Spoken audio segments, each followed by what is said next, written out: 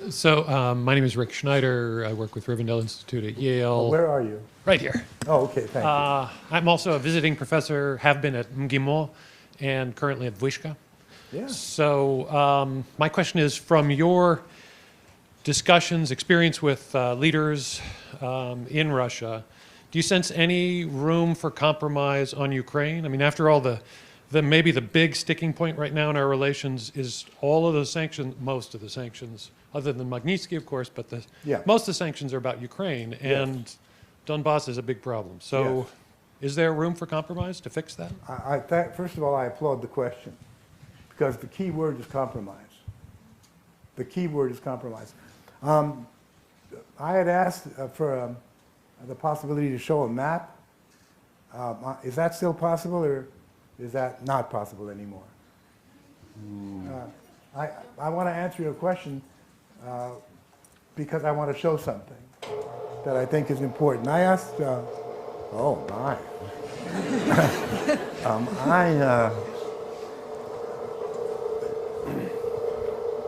I asked that a map of Russia with Ukraine be put up on the screen, and hopefully... It will take a couple of seconds. Okay, I'm in no hurry. And a map of the United States and Mexico be put up on the screen. Now,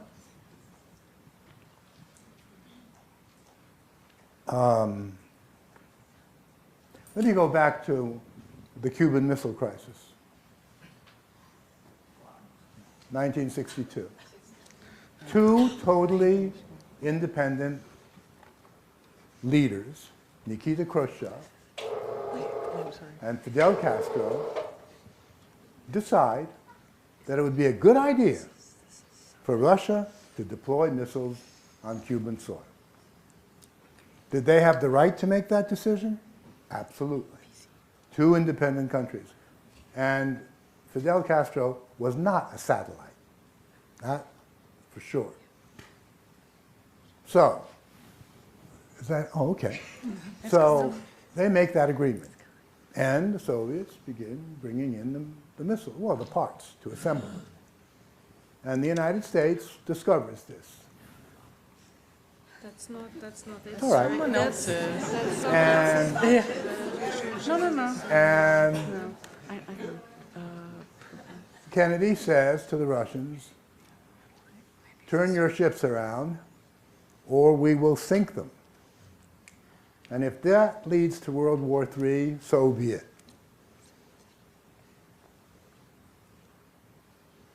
And the Russians turned their ships around. But there was a compromise. Not made public in this country at that time. Kennedy agreed to pull out American missiles that were deployed in Turkey in exchange. Because the Russians said, look, you have missiles in Turkey right on our border almost. You say our missiles are an existential threat, well, so are yours. Take them out, and we will not deploy ours. That was a compromise. Now, Kennedy asked that this not be made public because it would kind of be seen as a loss of face and blah, blah, blah. And it wasn't made public, and then it was later on. So that was a compromise. And it helped avoid World War III. Well, this is not yet happening. You may have to sort of ask folks to conjure in their mind's eye. All right, I will do that. Yes, I think if you want to do. So now, the Russian leadership sees NATO as an existential threat. Rightly or wrongly, that's not the point. The point is that that's the way it's seen. And this is not politics. You know, why would you bring NATO closer and closer to our borders, they say. In Latvia, it's on the border. In Estonia, it's on the border. Now, Ukraine is moving westward. It's a complicated issue. The United States has played a certain role in this. That's not the point. It's moving westward. If it ultimately goes into the Western fold, or whatever you want to call it, then it's logical to surmise that Ukraine will join the European Union and will become a NATO member. Now, Ukraine has a border with Russia.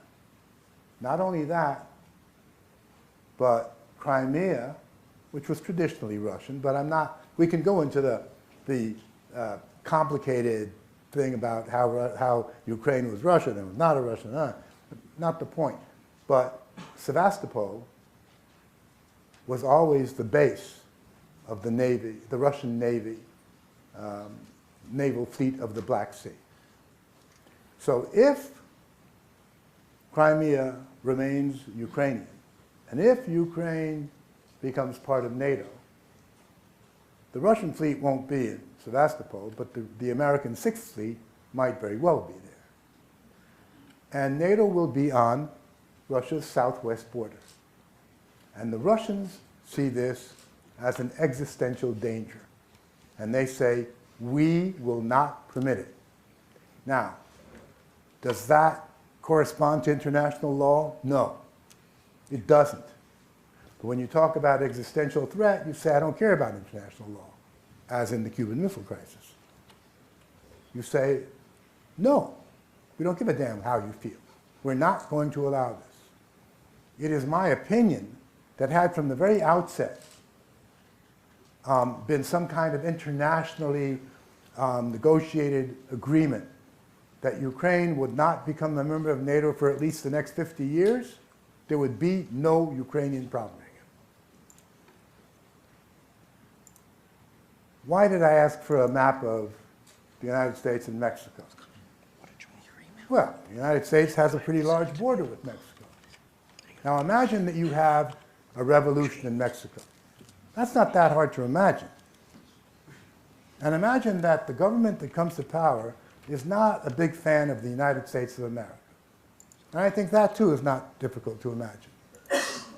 But since it's a little bit afraid of Big Brother, it asks the Russians to send over 3 or 4 or 5 divisions to be placed on the U.S.-Mexican border. Think the U.S. would accept that? So why would the Russians accept this? That's what it's really all about. Does there have to be a compromise? In my opinion, yes. And the compromise has to be that Ukraine guaranteed will not become a member of NATO. And then the compromise is that the Russians get out. We get out, but there's the guarantee. Crimea is a different issue. There could be an agreement that let's do another referendum under international supervision. Let's see what the people of Crimea want. Do they really want to be part of Russia? Or do they want to be part of Ukraine, or do they want to be an independent republic? I know what the answer will be overwhelmingly, and so does everyone, which is why no one is even suggesting that. Because the majority of the people who live in Crimea want to be part of Russia. It's a tradition. It's existed that way for a long time. But basically, that's my answer. Yes, you need a compromise. And if neither side is willing to compromise, well, then we're in deep, whatever. Unmuted? Oh, well, now that we have. We're over here for the next question.